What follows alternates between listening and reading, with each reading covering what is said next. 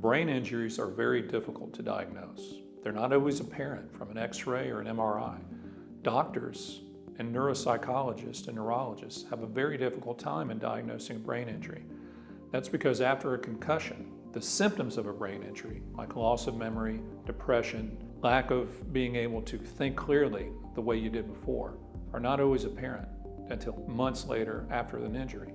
We once represented a 60-year-old lady who had been involved in a car crash. It was a T-bone type collision, and she hit her head on the steering wheel.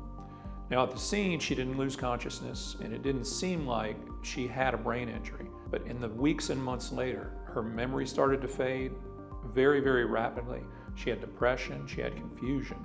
The insurance company tried to blame Alzheimer's for that condition, but we got our client to a neurologist and a neuropsychologist, and they diagnosed her with a traumatic brain injury.